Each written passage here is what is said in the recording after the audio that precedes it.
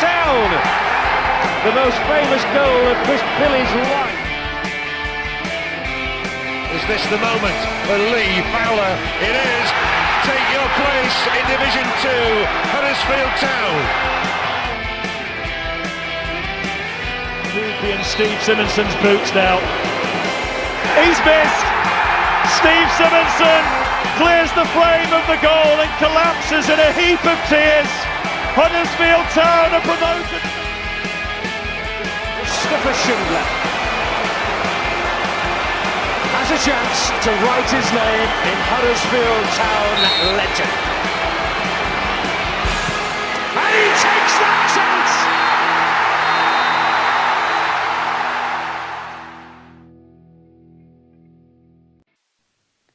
Good evening and welcome to episode 130 of the Andy Takes That Chance podcast, filmed in front of a live YouTube studio audience set in the heavy woolen villages where the lives of a group of 30 and 40-somethings could be changed forever by the appearance of a familiar figure as a spirit guide. This week in HD1, there were boos for Town players at half-time against Derby County, although loud cheers for Richard Stearman, especially from a house in Liversedge, but endured to finish the game in 5th place, Town's highest position since October, 15 league games ago. Yesterday, Town also triumphed in the Yorkshire Derby against Barnsley to leave Town one step away from the quarter-final, a round that we last reached in 1972. Off the field, Town caused a kerfuffle with new rules for away ticket priority, but there was universal approval of Town's transfer dealings in the transfer window. Joining myself, Matt Shaw, to discuss all of that. We have a decent cast this week and welcome an actor to the podcast. Watching the games on his telly Savalas this week, it's Richard Kojak Kasmala, back in the familiar surroundings in front of the South Stand lately, making the Town fans cheer. No, it's not Richard Stearman, it's Dan Poz of Porritt. And finally, we give a very warm welcome to retired physicist and but active actor. Is it physicist or physicist? I can't remember. But active actor Danny Carrane. How are we doing, guys? Better than your microphone, Matt. Echo and the Bunnyman, mate. They're back it does it. Charts. Yeah, it does it every time, but it's fine on the live. Don't worry, mate. So we're just so like board of wood. It's like board of wood quality, mate. welcome very much to you guys as well, and welcome Danny as well. So it's first time we've had you on the podcast. Big Town fan. What have you been up to these days? I think we'll do a little bit on you, so people who are tuning in get to know you a little bit better. So what have you been up to lately? Currently, I'm doing a Shakespeare in London in the West End, so just in rehearsals for that. And then last year was a big year. I was in France filming this big American period drama, and then I did this thing for Netflix called The Sandman. Those both come out this year, so yeah, everything's good. Busy, which is nice.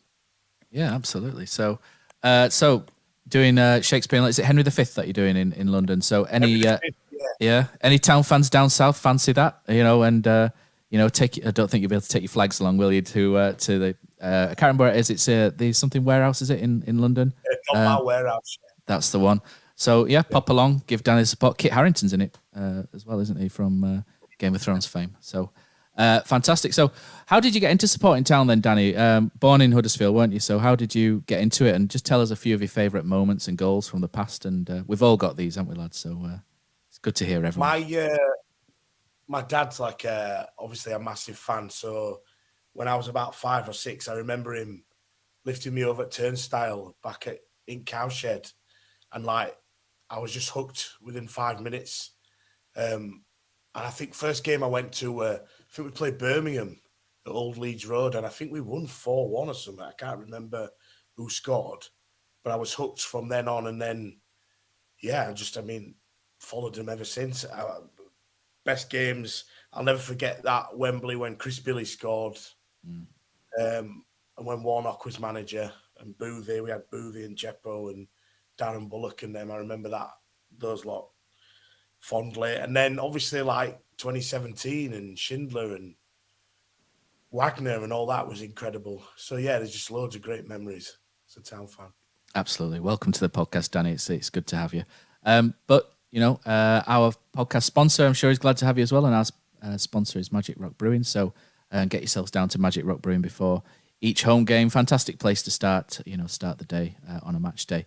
If you want to buy anything online, use AHTTC10, our code, and you get 10% off all online orders as well. So thanks again to Magic Rock for that. So yesterday, guys, Huddersfield Town 1, Barnsley 0. Through to the 5th round of the FA Cup, which is fantastic. Not often that we get this far. Poz, a decent game. You were back behind back in the crowd, weren't you? How did you see this game as well? And how did you see the game unfold? Really nice goal as well from, a combination from Sorba Thomas, Josh Kirrane, and then Dwayne Holmes. How did you see it as it went? It was very, very similar to many other performances for me. We kind of came out and they gave it a good go. By far the better team in first half. Went 1-0 up, kept plugging away, but couldn't get that second goal. Obviously had a bit of a let off with old Naby Sarr, being Naby Sarr and swinging his leg at it and cannon. Classic Naby. Welcome, Mr. Blackman, to playing with Naby Sarr there. Didn't give him much chance to adjust, but yeah, we got away with that one. And went in at half time, 1-0. You're thinking, we're on top. You look at his bench and you think, some of us, as better players are on bench there. So, if we do get any trouble in second half, bring those on. And second half started very much similar to many other home games. First sort of 10, 15 minutes, Barnsley came out as you would expect them to do. I think there were a few little grumblings from the crowd that, is it going to have that air of inevitability about it? And, is it going to go the same way as previous home games? Luckily, it didn't. We kind of made a couple of changes and got a foot back in the game. And apart from really their sort of disallowed goal, which I'm sure if anyone's seen online may have been, a bit fortunate for us, with Matty Pearson sort of flinging himself forward to get the free kick. Apart from that, I was never really worried like I have been, sort of in previous home games. I also thought we created, enough chances in second half to kill it off. We post, we had a couple of chances. I know it was very, very end, but Russell should have scored where he's just dragged it wide, and luckily in the end it didn't matter. But yeah, decent solid performance. Obviously Carlos not being present, at last minute could have had an effect, but it seems like his backroom staff executed the plan to perfection really. All that we're missing was that second goal just to take away any nerves. But I think one of the good things was it from the crowd this time. It would have been very, very easy as Barnsley got on top in those first 10-15 minutes to sort of slip back into that nervous atmosphere, whereas it didn't. It stayed positive throughout, which were great. And as we got back into games, noise levels rose, and luckily we managed to see it out. So fair play to everybody concerned. It felt like a real. I know Danny mentioned it just before we came on air, but a real togetherness about yesterday, and the old. The Carlos wave. Well, we weren't even there, were we? So can we call it that? But the old wave came back at the end, which, a couple of club representatives reached out to us to see if that was something that they wanted to bring back. And, obviously we were all for it because it just gives you that, added little bit of togetherness. And it's FA Cup, it's not league, but it just it keeps the momentum going. It keeps the feel good factor around the club going. So yeah, a very good day at the office for me all round. Oz, did you see Carroll lighting in that wave? He had absolutely no idea what was going on, did he, at the end? A few of them did, mate. Just kind of like joined up and boardroom was sort of looking about as if to say, what's all this about kind of thing. And, it kind of went a little bit wrong, but, lads, do it, done it. And, Sorba Thomas got a... It's better than being shushed by Jacob Brown. Yeah, it was just good to see, mate. Just good to see. We've had a tough time of recent, obviously COVID didn't help with the disconnection, but I think back into the Premier League coming down, and we kind of lost us way with the connection with a club that we'd managed to build up so great under Wagner, and that seems to be back now. So for me, that's half at battle. If you've got that togetherness, you're halfway there for me. So great to see. Danny, tell us a bit more. So I've had a message here that says Danny Carrane, a former Rainwood Junior School alumni from my mate who was also at that school, from Josh Quirk. If you didn't know him, no worries. And we've also got another one that says from Robert Large that says, looks like Danny Kirrane broke the internet because he brought too many fans to Andy Takes That Chance. So there we go. Apologies. My laptop was doing a few updates, so yeah, my fault. But Danny, how did you see it then? There's quite a lot of talking points from the game as well. Fringe players performed quite well. We had Jamal Blackman making his debut. Ruffles at left back. Naby obviously came back in. Jordan Rhodes up front worked really hard first half. Poz says, we talked about that togetherness as well, and it's really important as well, isn't it, that in with regards to that togetherness, that the people on the fringes of it buy into it as well, and then when they come into the side, they pick up where the other one, take the baton and where everyone's left off, and everybody's rowing in the same direction. Yeah, I mean, I thought sometimes it's nice to see those players. I mean, like that John Russell is a great player, like a great addition, really. He's very different to anybody else we've got in midfield, and I thought he had a great game.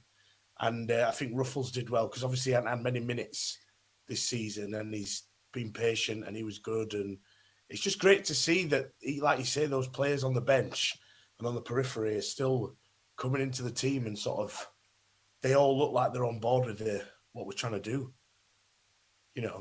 Working hard. Like you look at Rhodes. Rhodes runs around more than he ever used to. He might not score as many now, and he might not have a turn of pace, but he's still giving all he can for the team, which is all you can really ask for, I think. Yeah, 100%. And and we mentioned John Russell as well, and we'll come on to him because I think he deserved some a bit of praise his way. He played against Burnley, and to be fair, he's played against, to put this into context as well. So John Russell's played against Barnsley and Burnley, the Bees, if you like. Both sides weren't at full tilt. Barnsley, to be honest, Barnsley fans won't forgive me for this, but I thought they were really poor first half. I thought they were really, really poor. But John Russell showed up really well, and what was surprising was we brought John Russell in, and we've seen him as a potential number 10 or wide forward player, and they played him at the point, at the sort of very tip of the midfield or the base, if you like, as a DM, and he really excelled. His sort of height, his strength. There were a couple of times, it was really good, put to good use, even clearing the ball coming across from Barnsley. And he set quite a lot of weight, with easy passes. And I was really impressed. And at halftime, I looked at Twitter, and a lot of people were putting the same sort of thing. John Russell. I think I put something stupid like total Johnny Nation or something. Domination. And he was excellent in that midfield. And Poz, Kosi's. I think Kosi's watching the AFCON, looking at his glasses there or something. AFCON final. I could see a green pitch in his glasses, but. Either that or he's frozen. He might have frozen. Has he frozen? Is he all right? No, he's there. No, I'm not frozen. How about John Russell? What about John Russell, yeah? Poz, you want to impress with him, mate? Well, you weren't as impressed as others. Let's throw a private conversation in there. And Size as well, another guy who weren't too impressed. Do you just think we get carried away a little bit, Poz, just because he's a young player? Do you think if he were on loan from Liverpool as a junior or what have you, as an academy player, do you think we wouldn't be jumping in as excited as much? Because I thought it really good, but I think sometimes when you're on a winning streak like we are, where everything's brilliant in it, the club make me laugh. Like, this Instagram thing at the moment, what a club and what a team and all this. It's like, let's just be grounded. Maybe that's your motto, Poz, maybe with this. Defend yourself, mate. I think you've done me there on wording. I were impressed, but maybe I've done you on the YouTube chat as well, just to cover both ends. It's like when I said we shouldn't give Johnny Ogg a contract again last week. Told me how wrong I am. I think he did all right. Don't get me wrong, he did all right. He played well. Steady 7 out of 10. I would say for him. He needs a bit more game time to sort of fully embed himself. And there were a few wayward passes, but. I won't criticise him for being poor. I just sometimes, like Kosi says there, I think we do go a little bit over the top, and it's quite easy when someone's not played a lot of games and they're coming against a weak Barnsley side. Let's not dress it up. They were poor, but there's signs there. There's green shoots. I thought he did well at Burnley. I just think he needs to move ball a little bit quicker, but that'll come with more game time. So if he's impressed against Burnley, he's impressed yesterday, then hopefully he'll get a little bit more game time. I think it just gives us a little bit of a different option. I think I said against we probably Stoke or Swansea that instead of bringing Scott Eye on, I probably would have brought him on anyway. I think he just gets that a little bit more. He's just got that extra second on ball than Scott Eye, and he can just sort of get it down and just calm things down a little bit. And obviously 6'4" is a little bit more physical in centre midfield, which is what you need, especially when someone like Johnny Hogg's not playing and Lewis O'Brien were on bench yesterday. So yeah, I think he did well. I won't criticise him for much, but let's just calm down and see how he goes. If he plays against a Sheffield United or a Preston, and let's judge him over 5 games rather than doing what we always do and hype up these players, and then next week when they make a mistake, they're all of a sudden not as good as what they might have been. Look at Scott High; he were very similar. He came in and had a couple of good games, and everybody was singing his praises, and then don't know about that. A couple of few appearances, and no, online though, you did see a lot of people sort of saying it were going to be good, and these young players are never going to be very consistent. One week they'll be an 8, and next week they'll be a 5, and you've just got to put up with that as they develop. And good luck to Russell. I think he looks a good prospect, but let's not get too carried away and just see how he goes. Kosi, anatomically, did he sort of remind you a little bit of Colin Quaner in that he uses his elbows and his hips to really good effect to shield the ball? There was sort of that Quaner vibe for me in sort of the sort of shape and style of him. That's what I liked about him. He strengthened that as well. It's just a shame he couldn't top it off with that, that goal really that should when we were on that ridiculous break at the end of the game, and that's all. It just been kind of icing on the cake. But obviously, I had to watch the game here, and Rob Palmer, who's obviously an experienced commentator at Sky and what have you, does a lot of games all over. He just kept going on about him like standout player. I think he did. The one thing that always makes me laugh, and I mentioned it week in week out, is luck in football. Honestly, mate, Naby Sarr that last year. It goes off the post and goes in 100%. Barnsley are flying last season, going for the place. That goes in. DK gets another. Barnsley win 2 or 3-0. It comes out. We had the Stearman thing the other day, which we'll mention in a minute, which, controversial, should have been off or what have you. Probably in last season, he stays, well, he playing it for us, but it's similar player for the opposition, stays on the pitch. Luck plays such a part. I mean, I know he would have disallowed goal at the end, but, it's... When you watch that video back, it is interesting. But last season, mate, that's in. They get an equaliser and go on to win it extra time. We deserve it because we're playing well with a lot of spirit. But let's not kid ourselves. They were appalling, and we got the bouncers again. And it makes such a difference in football. I did feel a bit for them because they can't buy anything. One win in 26. Not won away since April, have they? Yeah, they filled their end, and I know you could say it's a 10 and it's 20 odd miles away, but so what? That is takes some doing that on a crappy afternoon, which is what it was. And my heart goes out to them a little bit. Maybe I shouldn't do. I'm not. I know Andy Kay's looking forward to going to work tomorrow, and with Barnsley, he kind of on the border with some of his. But yeah, I just think sometimes you've just got to say, "Lady, look," because I mean that's he was incredible with that, wasn't it? That Jamal Blackman was just thinking. What weird? This team is meant to be like solid at the back, and then Naby does that. It was quite sensational, wasn't it? And honestly, I couldn't stop smiling. But I think Blackman's thinking, "Oh my God, what's happening here? What have you sold me here, Carlos?" I think it hit both posts, didn't it, as well? It just kind of like shanked it against both posts. But how good was Matty Pearson, though, aside from... And Danny, you're an actor, so decent acting when you see it. But that's superb from Matty Pearson, isn't it? He does push him very gently. He does it, but he doesn't need... I mean, for years, we've always been like too naive with that stuff. And like, if you look at Lee Nichols this season, I love a bit of that. When you look at other championship teams, they all have always done that for us and always lost out in that regard. So I think let's do a bit of ourselves. If everybody else is doing it, let's do a bit. I mean, I don't condone out and out diving, but he did touch him and he went down. I mean, he could have won an Oscar for that, the way he went down. A little bit of shithousing, though, yeah. Yeah, there's nothing wrong with it.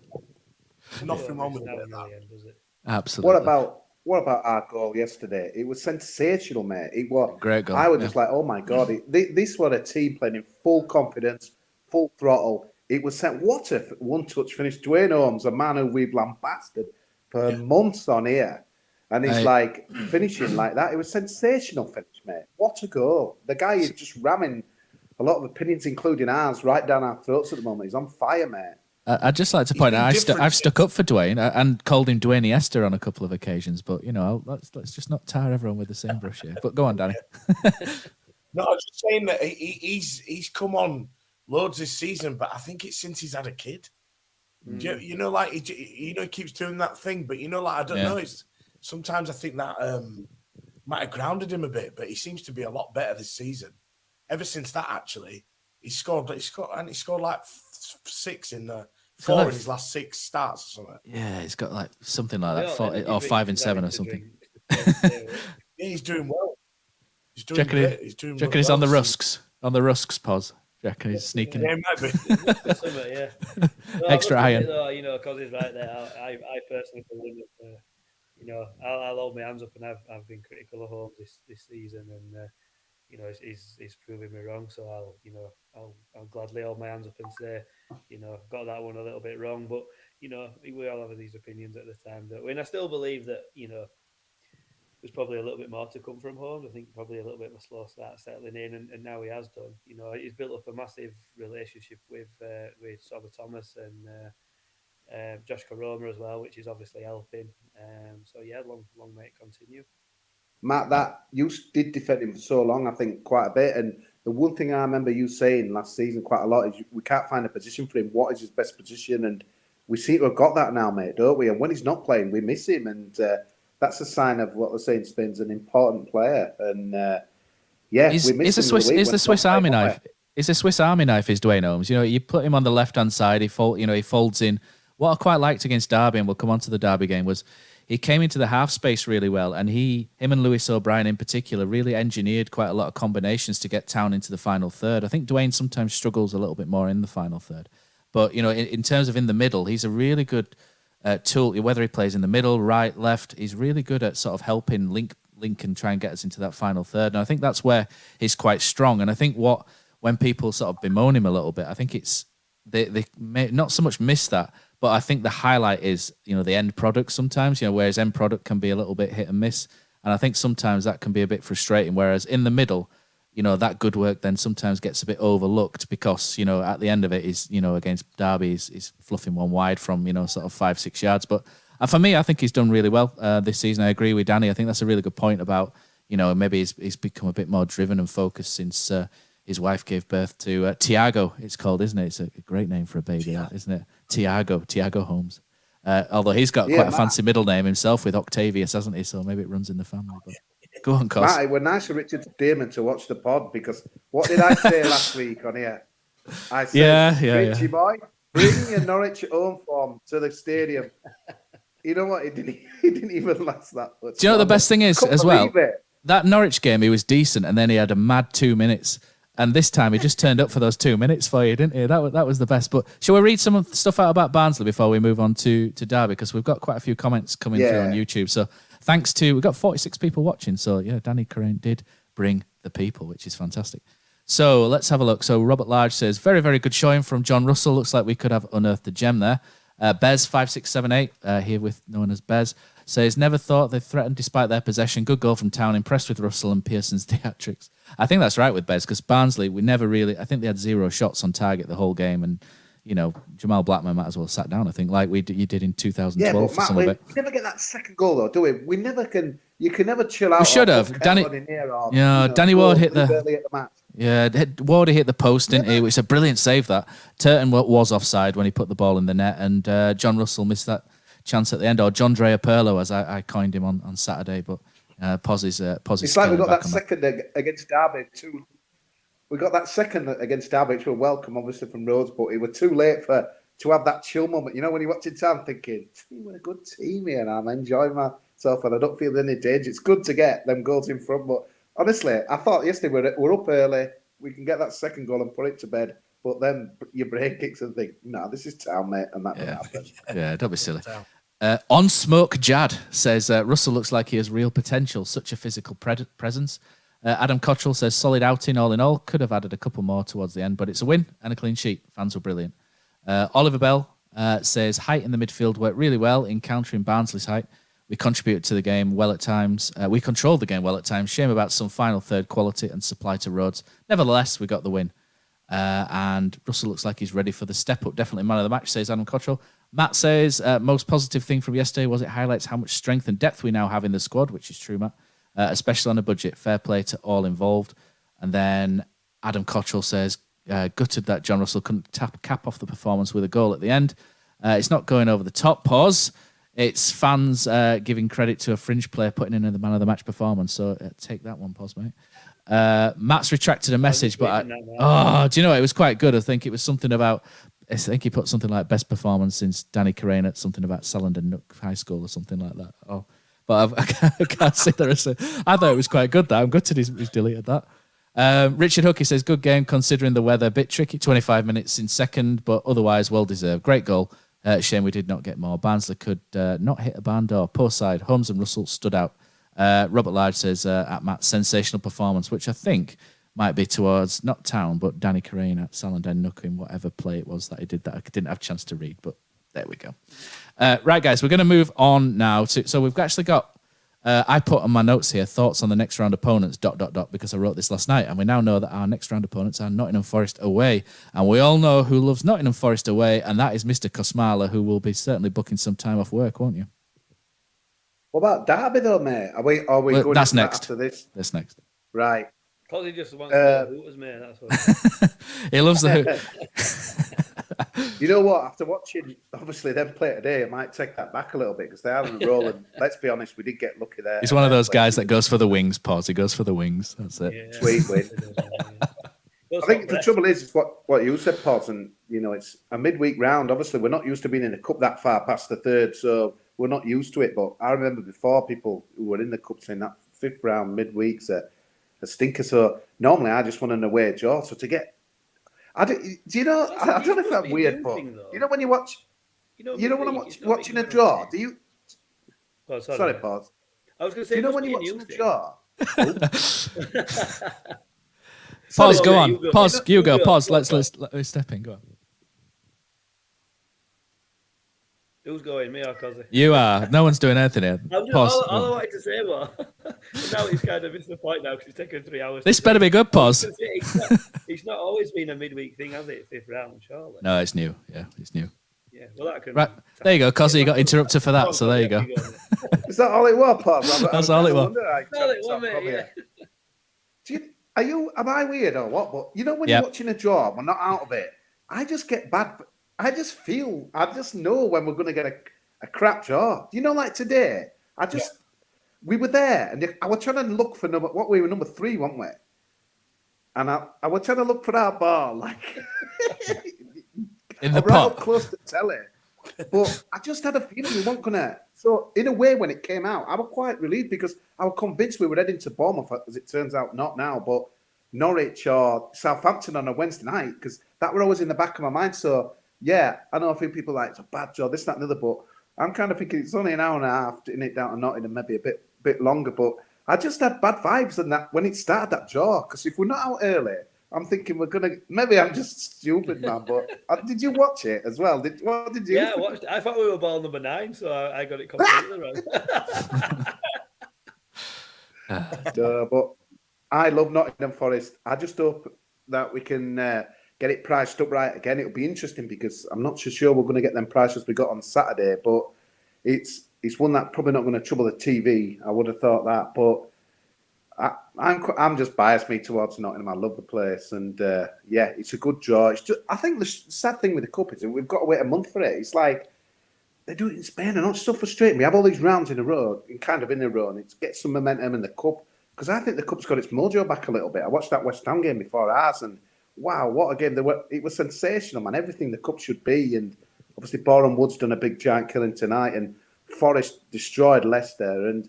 It's got its mojo back a little bit. So now we've got to wait a month and we'll have forgotten about it now because we'll be deep back in his promotion push and then it'll just appear on that Wednesday night. But yeah, I just hope that we can price it up at 15 will probably do, won't it? But 10 will be better. But do you remember when we had that $5 under when Peter Dunlop scored the winner, Matt? Or did we win it?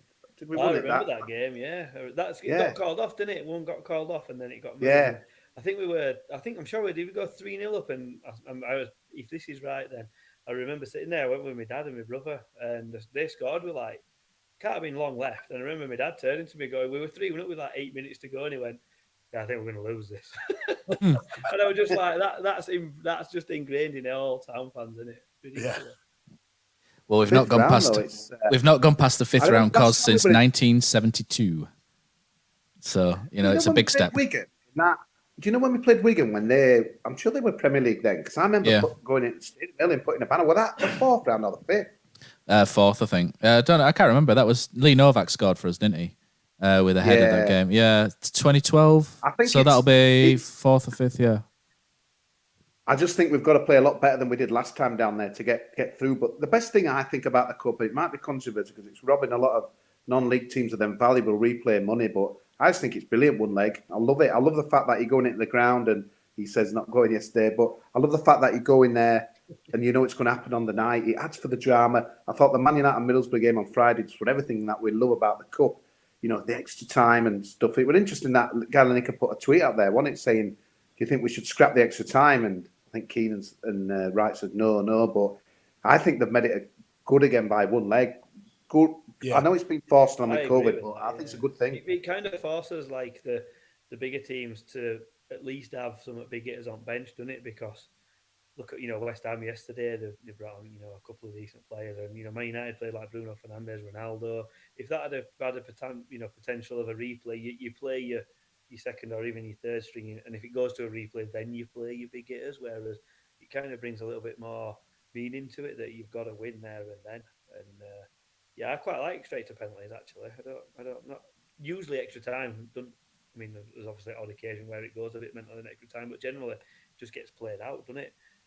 So straight to penalties for me would be even better. In fact, scrap the game and have penalties. Just go straight to penalties. Straight to penalties. Just do penalties. Do it all in a day. Yeah, every match back to back.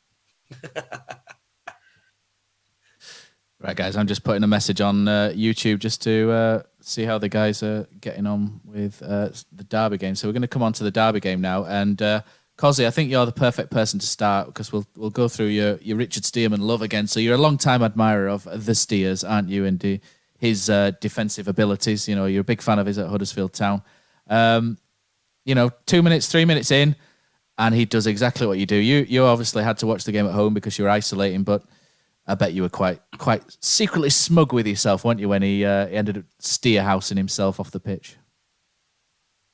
It's interesting when you're watching it from home because obviously you get good few replays and stuff because I'm watching it on the iFollow rather than the one crappy Sky red button thing. But I just thought off straight away, and back in the day it probably wouldn't have been a yellow, would it? But obviously O'Brien and Stearman teammates last year, so you knew O'Brien wasn't going to roll, into the Kilner bank trying to get him sent off. But I just think he knows that he can't do that.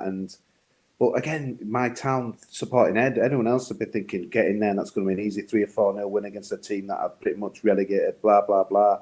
But it won't happen like that for town. But yeah, it were when it were happening in kind of slow motion for me, and I thought, he's not getting there, it's Stearman, and bang. And I don't know what you thought in the ground, guys, but I thought off straight away, man. I'm not just because it's Stearman, but I thought he can't do that. I thought because it was so early, I thought the referee might bottle it a bit and give a yellow. But I think when you watch it back on the replay, I think if Lewis O'Brien plants his right foot, isn't it, at that time, and Stearman hits him, it snaps his ankle in two. So it's reckless from Richard Stearman. And I think that's what the referee's looking at. I think some Derby fans were saying, it's because he's the last man, etc. They've changed the rule on that now. So as long as you make an attempt at the ball and you're the last man, I don't think you get sent off for that now. I think they've slightly amended that. But for me, it was reckless. He touched the ball slightly, but wasn't in control of it.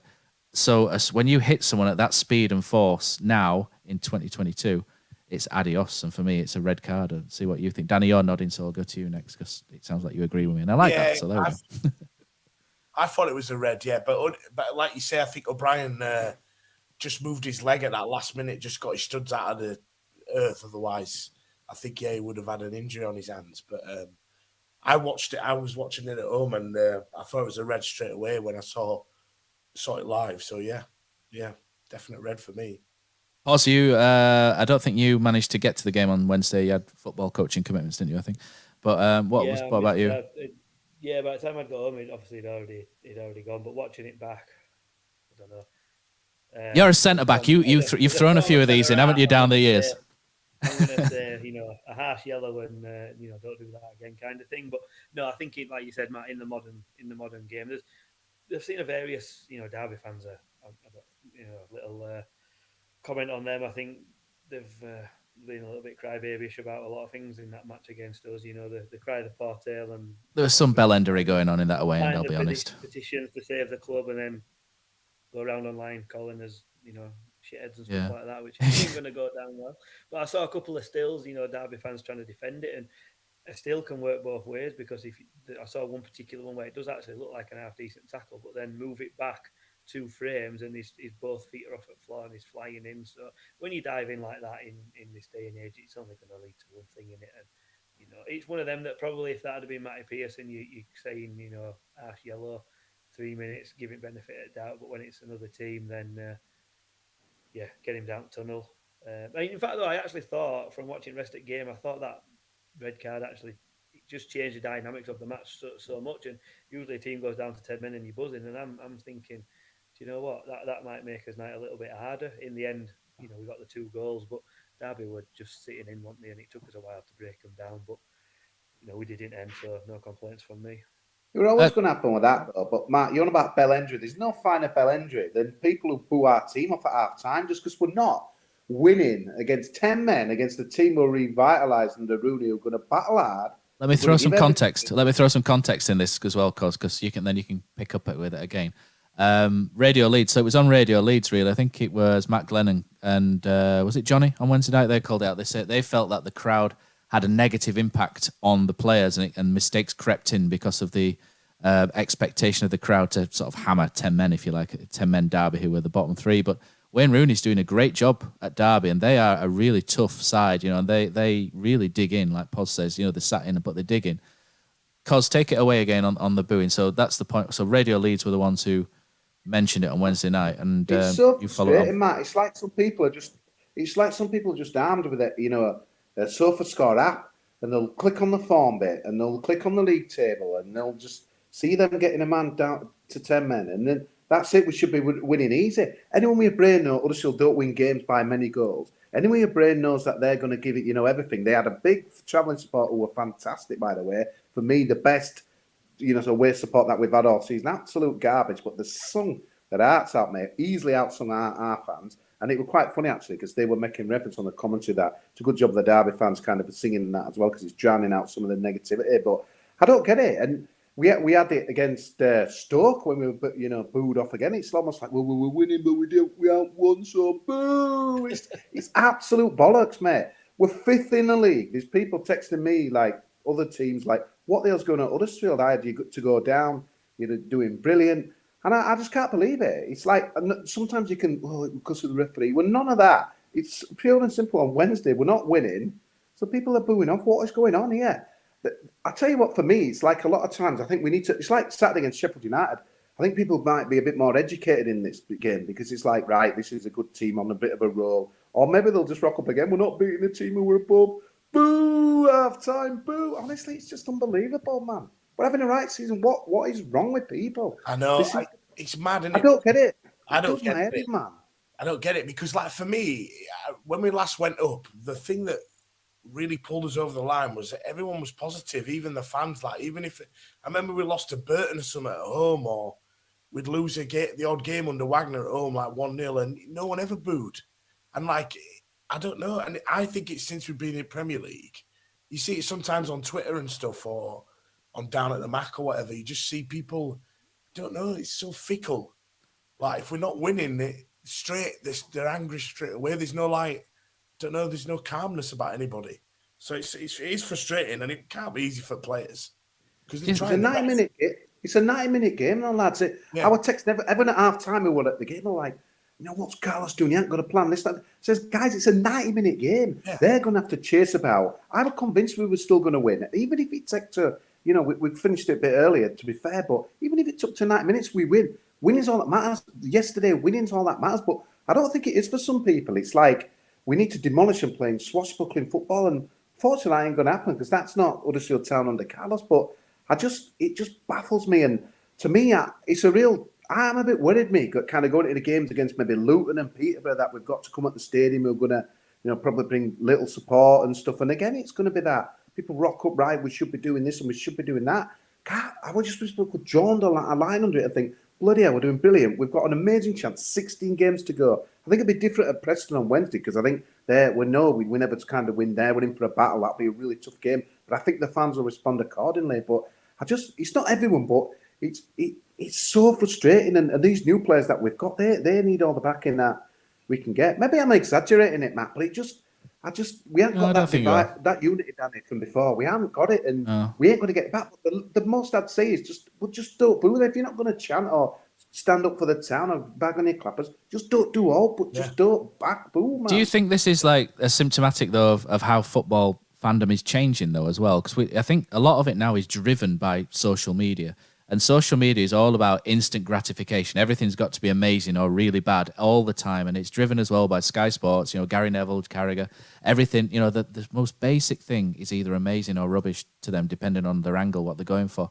And it feels like, a lot of clubs like Huddersfield, Burnley, Barnsley, these kind of fans were all quite happy-go-lucky, sort of laid back at some point. And it feels like everybody is now becoming a little bit like, the fans of the bigger clubs, where everything's either really scathing, and I'm going to get name names. I was going to dive in on one of the bigger clubs, but I won't bother.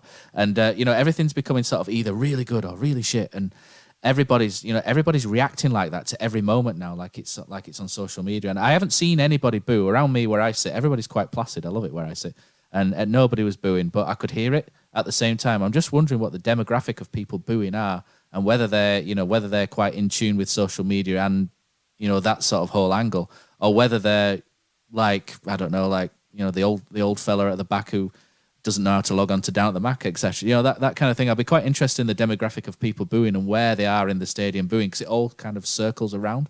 So, but for me, I think we're now in a sort of a different era whereby everybody wants everything now. You know what I mean? And sport is, and I don't blame town fans specifically. I just think this is the way that people have been herded because of the impact of social media. But I might be talking rubbish. I've just thought of that 2 minutes ago. But I'll throw that to you guys, Poz and Danny. I don't know what you think of the booing and the consequences. I fully agree with that, mate. I think that, as you say, people have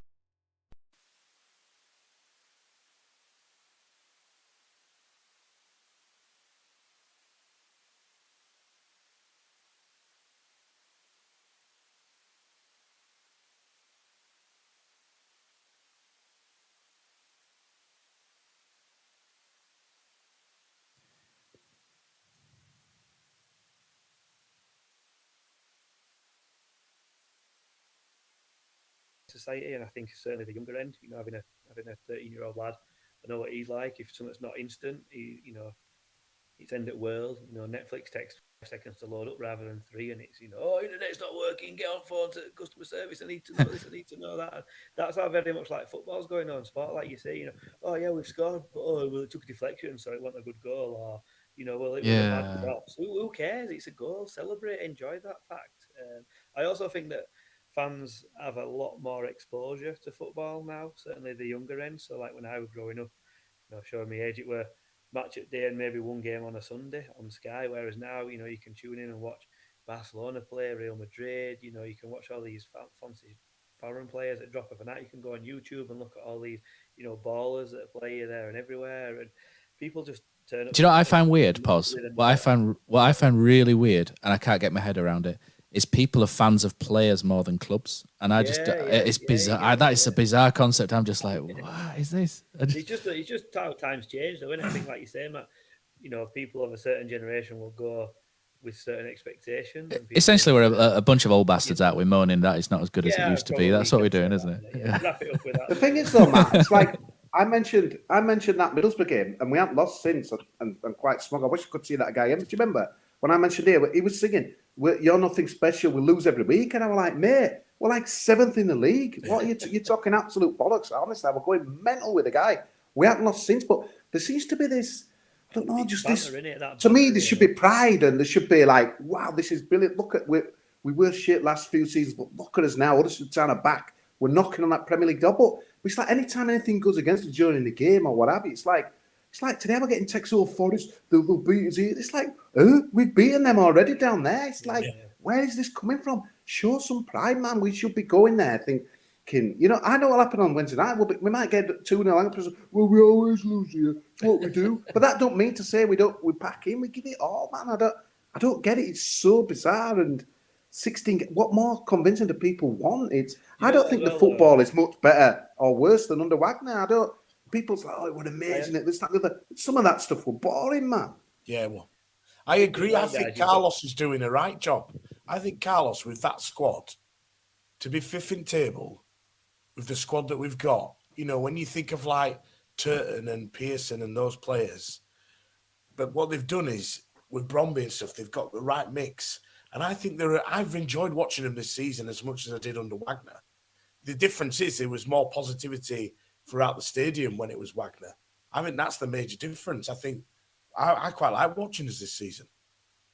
Wagner was charismatic, wasn't he? And whereas a lot of people are struggling to connect with Carlos, aren't they? Whereas Wagner, you hung off every word, didn't you? And you know, the other day on Twitter, someone was saying, "Oh, I can't do with watching Carlos," and I just kind of sent him the link and said, "There you go, just press the CC button on YouTube, and it's got subtitles." You know, it's just people can't quite jump in with Carlos, and I kind of half get it in some ways because he's not charismatic. And sometimes when you look at town leaders of the past, you know, your Warnocks, your Buxtons, your Jackos, Wagners, they're all sort of like out in your face, you know, like swashbuckling characters, if you like. Whereas Carlos is he's lively on the touchline, but he's very introverted in a lot of ways. Mate, it's very thing. We're there for this, Matt.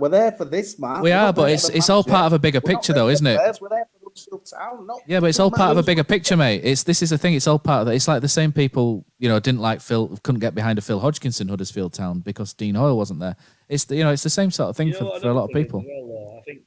I think you're exposed to a lot more views than you ever were as well in the past due to social media. So, you know, historically before social media, you go to match with 4 or 5 mates, maybe your family, and you'd collect the views of them.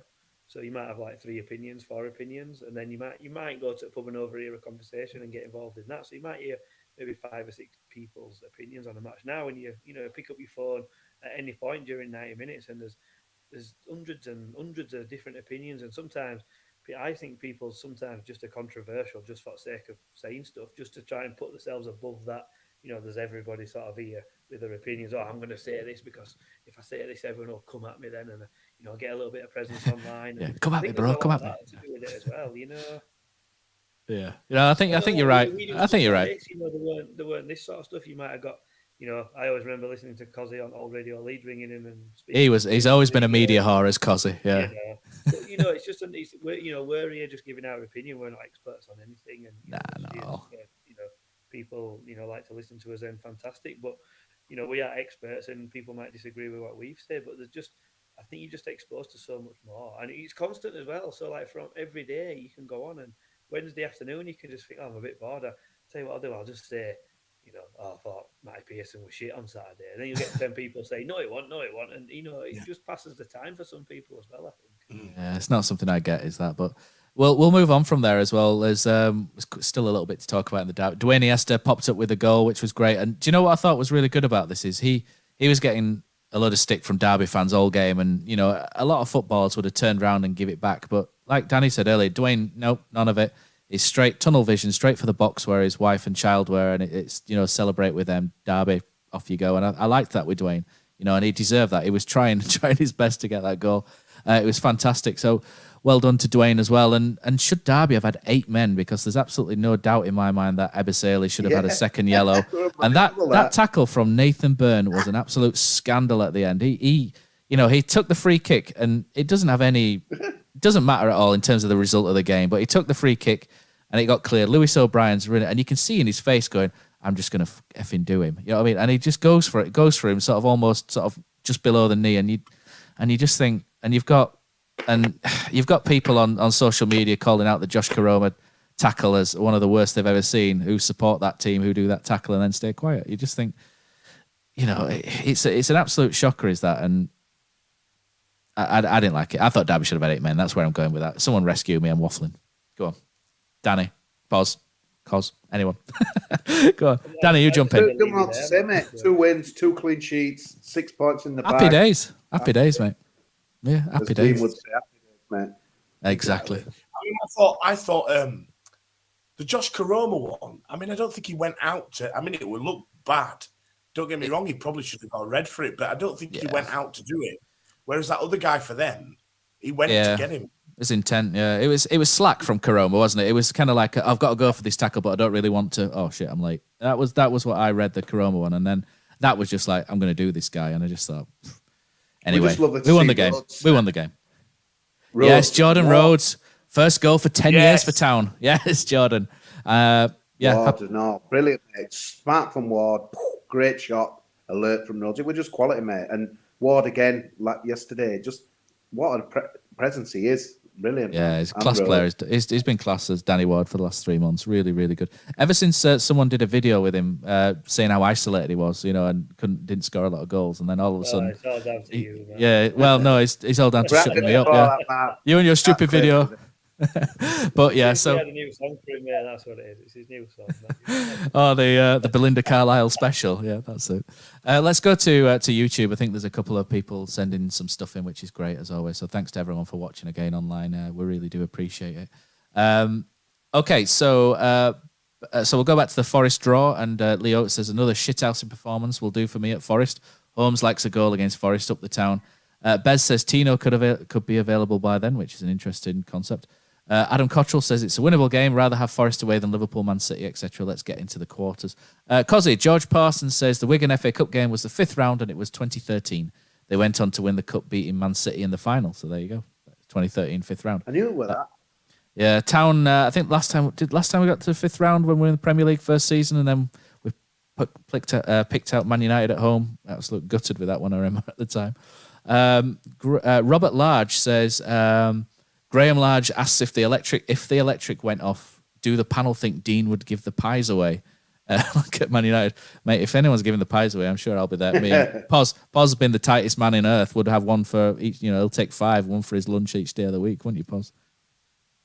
Yeah, I'd have filled my freezer. So, Richard Ucky, message retracted, gutted. Jay Singh says agreed, booing was pathetic. Robert Large says positivity breeds positivity. Matt says the booing is ridiculous, but I think the frustration comes from the style of play. I think there's a point in there as well. Often recycling the ball and not playing it quickly enough through the lines. Just think this is intensified against 10, especially when you can see the space outside from the stands and it's the second and third extra touches to get it. But a win's a win, and that's what should matter. Yeah, I think that if you're frustrated at something, it should maybe spill over at the end of the game rather than during it. But everybody's different. It also says the mentality of the fans has changed since 2017. Whether it's a new fan since promotion or people's estimations have changed, but you even hear fans still calling for Carlos to go, which is true. Jay Singh says old fellas booing near me. Yeah. Jay says the old fellas are booing near him. So Jay, next time just ask them if they're on Twitter and just see what's going on there. Robert Large, Bob's all over it today. It says many new supporters have lived with Town being relatively successful over the last 10 years, which is true. Moving up from League 2. Prior to that, we were generally crap to middle of the road and happy being crap. Leo says there is still a lot of fans that are fully behind or not fully behind Carlos. And Wagner had a negative goal difference. How's Carlos doing? Are we on 6? I think we're on 6, aren't we? Which is pretty cool. And the last 2 comments are from Andy Dworski. He says, same as under Wagner, the squad go for 90 minutes, no matter what. The excitement is that you haven't got a clue which Town will turn up. Every opposition fan spout nonsense on us being naff, and we are going to fall away. It's February and we're still there. Peon on everyone's parade. Beautiful. Up the Town. So thanks for everyone for those comments. That's a good one to finish that bit on. Right. So speaking of parades and it maybe been urinated on, Town released a new away priority system. You now need to buy a Blue and White Foundation member to get away ticket priority. I didn't like this. I don't think you like this, Poz, either. I don't know your opinions yet, Danny and Cos, but for me, this felt unnecessary. We already had a loyalty system in place, a point system, which guaranteed you where you sat, in terms of away tickets. I understand some people don't think season cards and Blue and White Foundation should be counted on that points level. It should be away tickets only because essentially you are buying away tickets. But I do think you need an extra kicker in there just in case everybody's, a very similar score. For me, it feels like a cash grab in some ways that, maybe they're trying to get a little bit extra money in. And I understand that, understand why the club would want to do that. But for me, this is more about rewarding those who are willing to pay more money than those who are actually loyal and go to the games. So for me, it's the wrong move from the club. And I would hope that they maybe have a think about this and maybe either revert to the previous one or come up with something different, because I don't think it's very fair on those people that, sort of save their money, to go to away games and then ask them for another £100 on top of going to the away games as well for something that they probably don't want to have. So for me, it's a no from me. I don't think it's a good move, but I'm not going to go much further. Kosi looks like he's champing at the bit, so I'll let you go this, Kosi. I can't believe you can change something like that with 16 games to go. I think it's ridiculous. I think, and another thing, Poz, you might know a bit more than me, and I suppose the club might say, well, bollocks, we make the decisions, but isn't this what the ATT is all about? Yeah, the sidestep, the ATT. Yeah, never mentioned it. Maybe Poz is going to tell us in a minute, yeah, we chatted about this in the meeting and we said this and the club did that, but I can't understand how you can just change it like that. It's ridiculous. I agree with everything you say, Matt, and I must admit, when I first read it, I thought it didn't really kind of resonate on me because we've not sold many away ends out of it this year. But I've gone back to it today, and it's kind of got me a bit mad reading it again, just preparing for this because it's like when they brought that card out for 16-17. They had that priority card, that £50, wasn't it? And I bought one of those, and because I bought that, I was lucky enough to go to Sheffield Wednesday away in the playoffs. That was, but I also went to about 15 away games that season as well. So, I think in my head, I'm justified going to Sheffield Wednesday. But I've only been to 2 or 3 away games this year because your childcare and other things. COVID. You can't change it with 16 games to go. No, you can't. No, it's not. And I'm sat here thinking, well, if I buy a Blue and White Foundation member, say, for example, Poz has been to all 23 away games this year, and I've been to 2 or 3, and I just think, what, I'll just spend £100 on this, then I can go to the away leg of the playoffs. That's not right, is it? It's not right. It's not right. And Poz misses out. It's not right for me. Go on, Danny. You take off from there. No, I agree. I don't think it's right to change it in middle of the season, and it was working all right as it was. So I don't know. It must be a money grab. I can't understand why else you do it, really. Yeah, not the best. Poz, you round us up on this one? You've heard of it? Did you hear about this happening, Poz? Can't really. No, we didn't. I've out, mate. We didn't know. I don't always go on ATT, but I am sort of privy to information that comes out of there now and again. And from what I understand, there's been no consultation with anybody. I think HTSA have made a point of stating that as well. So it's just kind of something that they've done. I think that if you're going to change a system, change it, but don't do it halfway through a season. No. I fully agree with what everybody said. You should. For me, you get X amount of points for your season card. So, a blanket amount. So if you buy one, you get X points. And then for every away game, you get so many points as well. And I think I can't remember which club it was, but I'm almost certain.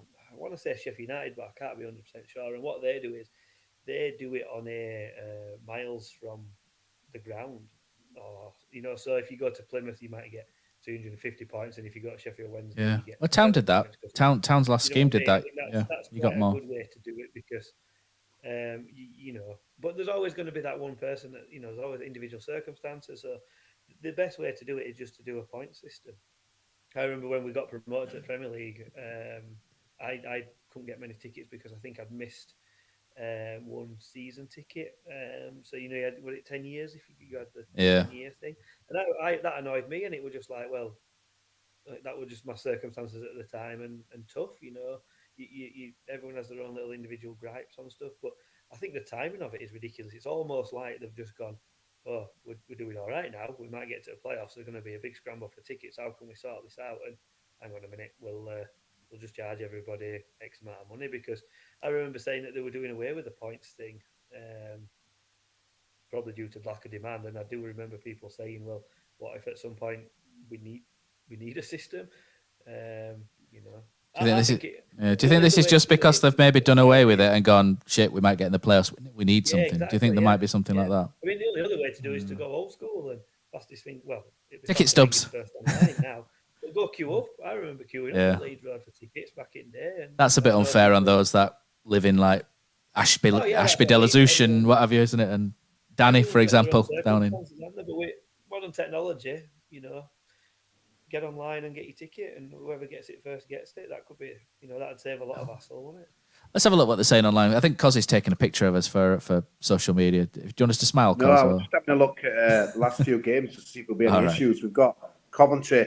They give you good, obviously 30,000 capacity in Middlesbrough. So, I mean, obviously, I'm hoping we're going to go down to the death for these, but it does worry, doesn't it? A playoff game at QPR, or let's hope we have these problems to worry about. But I know there's no perfect system, but I was stunned me it just come out like that. It were kind of he was slipped in amongst other news and stuff as well. It wasn't even like weird, man. Yeah. But we'll move on. Well, let's see what they're saying because I didn't know whether I didn't know whether I was being a bit overly harsh or anything on that. So we'll have a look at what other people are saying because for me, it just felt like it's either a panic going right, we need something, or it's or it's a way of trying to get more money in. Which I understand the club need more. I understand the club need more money and stuff, but it just doesn't feel right. But let's have a look at what people are saying. So Matt says, reminds me of 2017. I ended up signing up and having to pay 30 quid. I think it was something like 30 quid. To join the Blue and White Foundation so I could get a ticket for Wednesday away. It benefited me, but basically bought my way into the game. JF says, booing on the booing thing. Blackburn were beaten by 10 men Swansea, so many teams struggle to break down a team that has seen a red. Some fans need to stop playing FIFA and realise the other team isn't here to roll over. Sorry, late to the party. That's all right, Jay. Jay Singh says, awful move from the club, especially bad for students like myself who travel up and down the country following town. Seems like money does talk. So, yeah, that's one of the people, the examples I was talking about whereby people try and spend, their spare amount on going to games and, asking for another 104 is a little bit harsh on people like Jay. Very harsh on people like Jay. JF says, and can Pozza come up with a Dwayne Holmes chant? Surely the lad deserves some love now. I think this is your task, Poz, because you were the one who was very critical of poor Dwayne Iniesta, and yet I think we need something to show him some love, especially after the recent games. I think that falls to you being the convert to the Dwayne Holmes fan club, surely. We've made a note. Next Sunday, lads, we'll go live. Another Belinda Carlisle classic, maybe Circle in the Sand or something like that. You could try and something from the 80s. I'll dig out my old LPs and see what we can Yeah, do. Circle in the Sand, round and round. Good song. I shouldn't know these. I shouldn't know as many Belinda Carlisle songs as I should I? But never mind. 40 years ago, man. Come on, I know, showing my age as well. Classic gold. And also, George Parsons says, is it required? When was the last time we sold out an away game? Good question. So, maybe you can run the risk of not buying it. So that's another thing. JF says, very poor on the away tickets. Having said that, doubt fans that weren't going all suddenly take all tickets, possibly. Jay Singh says, also the lack of consultation with HTSA shows that they knew it would be an unpopular move. Lee Oates says, have points all been scrapped? Surely they'll keep records. They stopped updating the point system because I logged in a bit since, and my point system has been the same since about September. So I don't think they've actually updated it for quite a while. Shouldn't be too difficult to bring that back, though, with records. Shouldn't be for last season, mate. Yeah, Mark Harrison says, I think they've kept a record of the old points accrued. Yeah. Anyway, although to be fair, some of us, Kosi, kept season cards and didn't get a refund. So, maybe we should get some points for that on the board. So there we go. Playing the moral high ground card. Right, okay, let's move on. Right, what's next? Transfer window. So we touched upon the transfer window last week, didn't we? Because we did it the day before. Leigh Bromby did a Radio Leeds interview as well, which we're going to tie the two in because I think if anybody hasn't listened to the Leigh Bromby radio interview, you should do. It's Leigh talking to Johnny Buchan and Matt Glennon about how the transfer window came about and the strengths, and how he was quite happy with what he'd done. And we did most of our work last summer, etc. And it was a really good, interesting listen. I thought Leigh came across really well. He came across far better than maybe has done before, and he's a lot more relaxed. And on Carol Lighting, so we brought Carol Lighting in, which was a late move, which is I think I'm really happy with. We all, me and you, Poz, have said for months, and there's been a couple of, many others have said we need a. I've just seen one of my mates has logged on to give me some stick on YouTube. That's good. That's pretty good. And so, Carol Lighting, we've been saying for ages we need a ball player midfielder, don't we? So, for months, and, Town all of a sudden has given us this ball player midfielder. I'm delighted with it. Carol Lighting's back, I think, Carell Lighting. I think he's a really smart player, I think. Give us your thoughts on that one, Poz. Bromby said in the interview, before I go to you, he says the new the new Genk manager didn't seem to fancy him, and they felt that Carell maybe is over the worst. He was maybe over-promised some things there that didn't happen, and maybe he's over the worst of his early injuries as well. And he's getting to an age whereby he thinks that Carell Lighting is beyond those injuries. So there's no worry at that point. He's only here short term, but it seems to be a case of, Town will have to convince him of our ambition for him to stay past the summer rather than it being based on an injury record. So it was really interesting. I'm happy he's back, Poz. I think he's done well. First 2 games back in. Are you happy with this one? Yeah, great signing, mate. I said to you, didn't I, if we can just get him till the end of the season and, go from there. I think you sort of suggested it might be an 18-month thing. That's what he'd want. But if he's only signed till end of season, he's got to perform, hasn't he? Because he either needs to sign for us or somebody else. So it's only going to be a positive thing. So yeah, can't grumble with that one at all. Guys, Dan, happy with Carol Lighting? Carrell? Brilliant, mate. And can't say his name. I didn't expect it.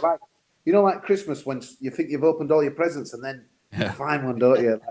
Normally, Lynx Africa set up, but it were brilliant. And no one kind of saw it coming, really. And I think what was so impressive for me probably were training with the club last week. We never knew, but straight on the pitch on Wednesday, and I thought he were key on Wednesday. He got things going a lot quicker, getting the ball through midfield quicker. That first pass to Sorbo, wasn't it? It was just that first pass. You hadn't seen that all season. It was just like ping. It went out for a goal kick, didn't it? But it was just like the instinct just to go ping Sorbo in, and it's an option. Yeah, brilliant. Yeah, brilliant. Really excited. An option, mate. I think was it HTFC? Let's give him his credit. HTAFC Stato put that Twitter kind of picture of all our squad now, and it's I'm obsessed with look. On your Facebook, you always get 12 months ago, blah blah blah, and I'm obsessed with looking back at our team. I think I did it again the other night. Put a Twitter post on about this with a team that I think we played against Stoke and Aaron's, and God, we had some questionable players. Now it's different level, and buzzing, mate, with signing. But hopefully, like you say, Matt, I like the fact that he's got to see our ambitions as well, because we've said before, what is the club's ambition? And fantastic, buzzing, and straight in as well. That was the first thing I checked, Matt, because obviously Tino, when we come on in a sec, is got a bit of work to do on the training ground. But the Carol Lighting had played pretty quick, over Christmas and the New Year period. So I thought, yes, he's match fit pretty much, and lo and behold, 2 games in 3 days. So brilliant. Danny, you excited about Lighting back? Yeah, definitely. He's got that X factor that I don't think any of the others have, where coming from Ajax, he's got that thing where he doesn't think about it. He doesn't need to think, like you say, with that pass. It's sort of like natural to him. Whereas like Hogg or High sometimes have to take 2 or 3 touches to get it under control. Sometimes his first time passing gets us moving forward so much quicker. So I think he'll be a real asset between now and end of season because of that. 100%. It's that sort of speed of thought, isn't it, that'll get us through. And because we do play quickly on the counter attack, isn't it, which kind of goes awry second half sometimes. But his speed will be really good. Yeah. Jamal Blackman came in as we knew. We don't need to do too much on Jamal. Looked fair enough. I've seen quite a lot of him in the past, and as a young goalkeeper, I thought he was pretty poor, I'll be honest. But he's got older and wiser, and he's become more solid, and he put in a decent performance. Heart in the mouth kind of with Naby Sarr in front of him. That aside, he was steady away, wasn't he? Handling was pretty decent. He can ping a crossfield pass. Decent option to back up for Lee Nichols, especially with Ryan's injury. And I would maybe look at Jamal Blackman as a bit of another year on top of it as well, and maybe we can get Ryan Schofield out away from Huddersfield and on loan and ready to refocus. So it's a good one for me. And Tino Angerin came in, what we got wind of last Sunday. He is recovering, I think, from a broken metatarsal issue. But again, this was on the Leigh Bromby interview as well. He said, what was really good about that is when he was going to be coming back from Lokomotiv Moscow, they mentioned that, Tino's dad actually contacted Leigh Bromby, and what was really good was that people are actually picking Huddersfield Town now as a destination to come to on loan. Carol Lighting also phoned Leigh Bromby as well, when it was becoming that he was going. I think we should all focus in on what's going on with Poz here. You getting a cup of tea, Poz? Oh, sorry, what's happening with dog? No, you should get her on get her on the podcast as well. Get her in the South Stand. No, just saying. More than me, mate, to be fair. Tino, we're looking at the good work that we've done with Levi Colwell, Trevor Chalobah, if you want to go further back, Izzy Brown, Casey Palmer, we're building a really good rapport with Chelsea now, which is really good because Chelsea have got the best youth players in the country. So, it's really handy for us. And, when they are coming to us to take us on loan, it's a really, really positive step for Huddersfield Town Football Club. And it's a real sort of feather in the cap for Carlos as well, and for Leigh Bromby and everybody at the club, that as a football club, we are doing things correctly. We are doing things right. We're not throwing Levi Colwell out on the pitch with, sort of 70% fit, with a knee niggle, so that he gets injured and breaks down. we're looking after players. We looked after Emil Smith-Rowe even when Danny Cowley was here. And I think the club needs to take enormous credit and should feel happy to take the credit as well that, people are coming to us. And he, when he gets fit, should be an exciting proposition, Poz, do you reckon? We've all watched the YouTube video. None of us have seen anything of him apart from YouTube videos, so we're not going to lie and say we've scouted him to death, are we? Brady's just actually. I'll just throw this in now that. No, I'll just throw this in that Brady's done an article, Poz. So Brady's just done an article that's gone online. So check out Brady's article on Tino Anjorin. He's got some insight from a Chelsea podcast fan as well about Tino, and they actually describe him as one of the best youth players that they've had through there. So it's exciting. Go on, Poz. Yeah, you don't get kept at Chelsea. Well, maybe you do because we've got about 8,000 players out on loan, haven't we? So maybe you do get kept at Chelsea if you're not that good. But to be at a club like that at his age, you've got to have some promise. A little bit of a shame that he's come with a knock and he can't get straight in. But I think I agree with what you say, Matt. We seem to be attracting, young, exciting loans from top Premier League sides at the moment. Back in the day we'd get like a Grant Holt or somebody like that in, wouldn't we, for a month who were gone bad. the requirements somewhere else. But now, we're getting these players in, and it's good that we're being recognised as somewhere that they can come and develop. 100%. Danny, what do you reckon then? Tino Anjorin. Hopefully it won't be too much longer.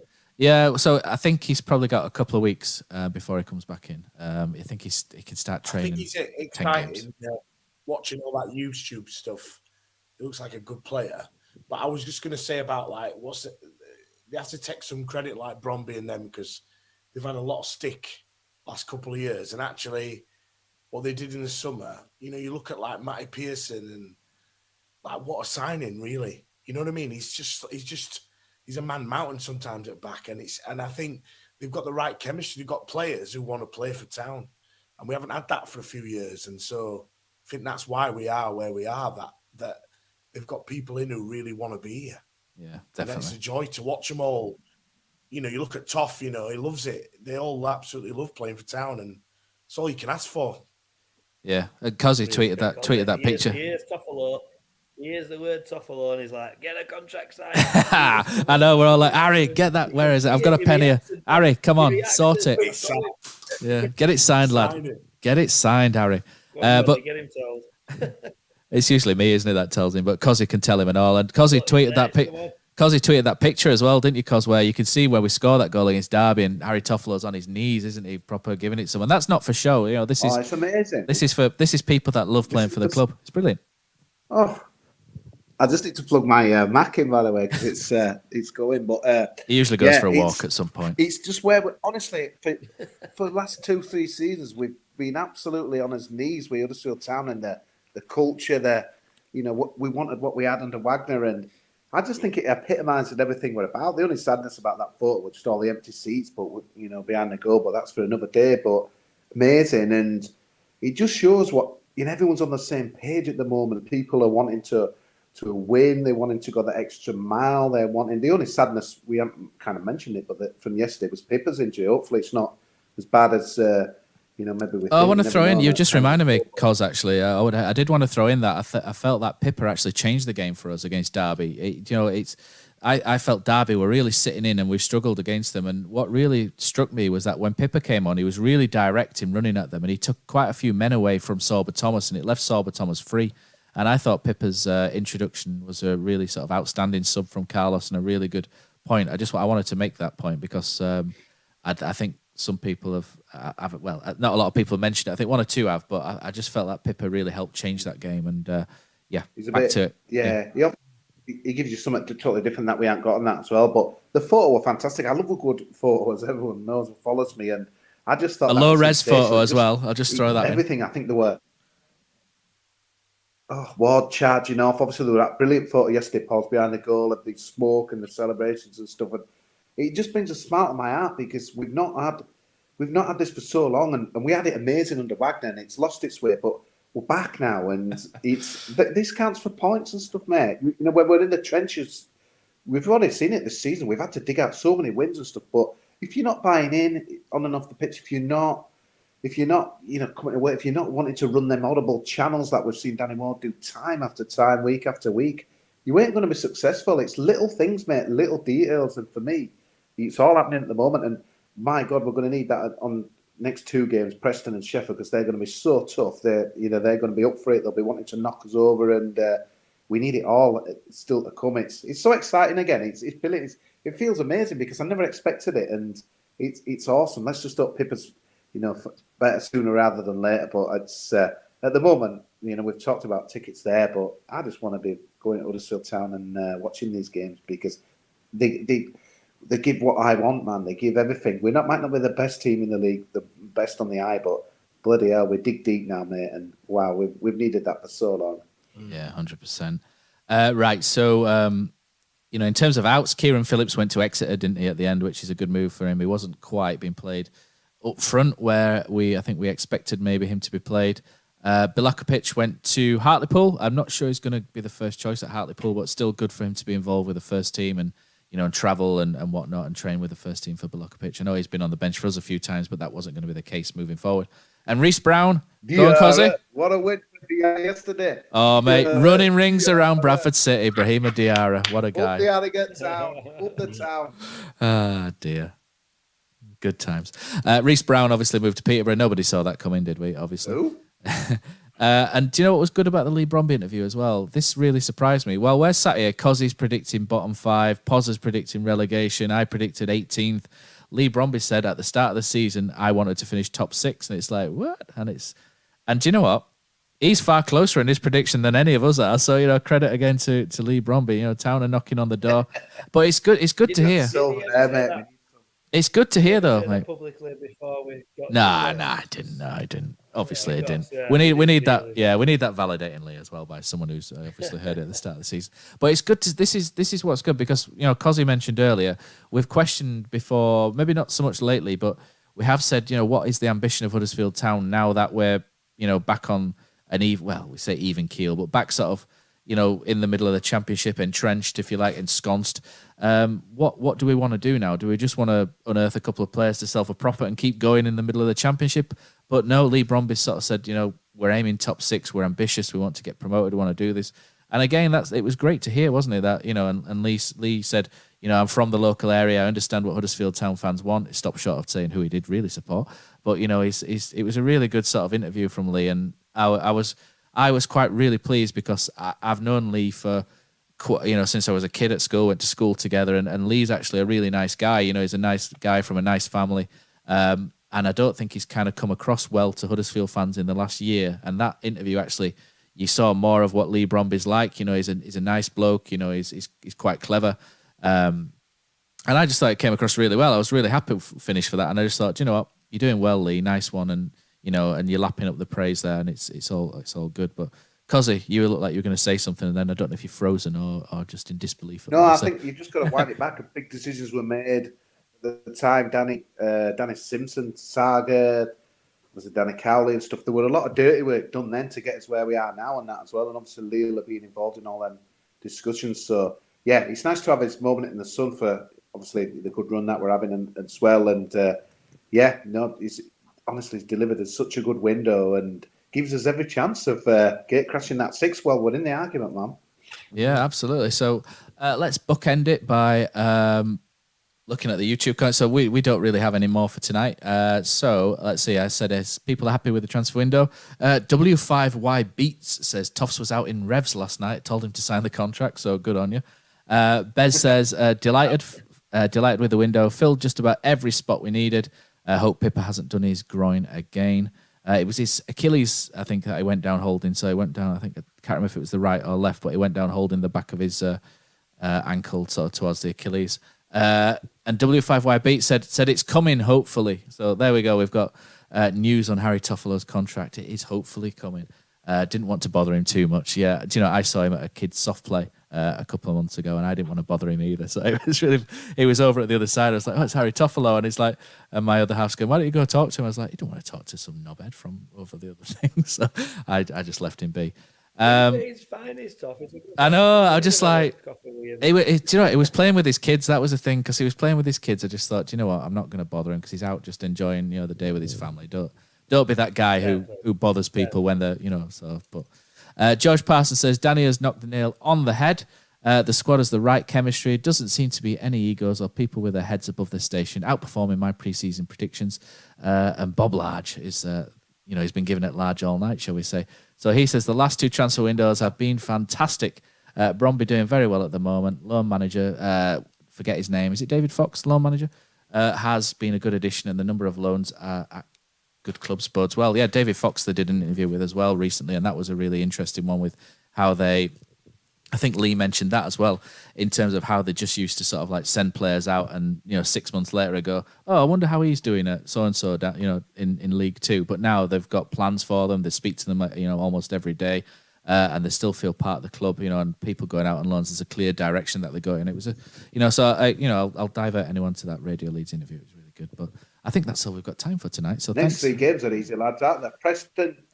Preston, Sheffield United and Fulham. And you know what? Before, a few months ago, I'd be like, oh my God, nil point. I'm up for them all, man. Bring them on. When we're on a roll like we are, bring them on, mate. Yeah. Bring them on. It's a big test.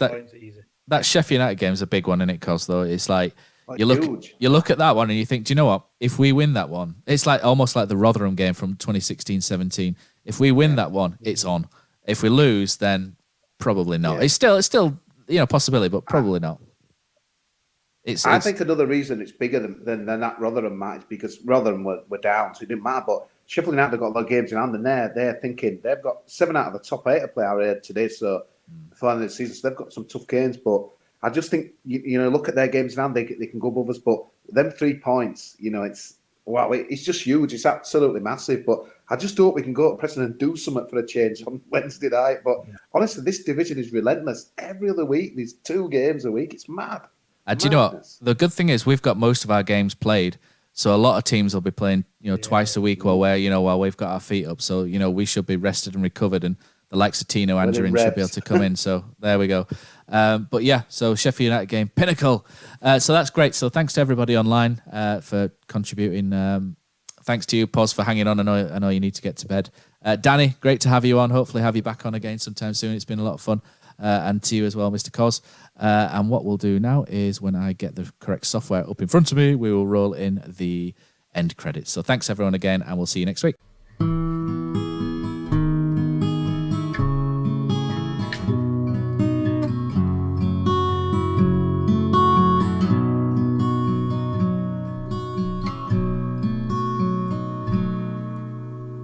There's a team that is dear to its followers. The colours are bright blue and white. They're a team of renown, and they're the pride of the town, and the game of football is their delight. And all the while upon the field of play, thousands loudly cheer them on the way. Often you can hear them say, who can beat the town today? And then the bells will ring so merrily, and every goal shall be a memory. So town, play up and bring that cup back to Huddersfield. So town, play up and bring the cup back to Huddersfield.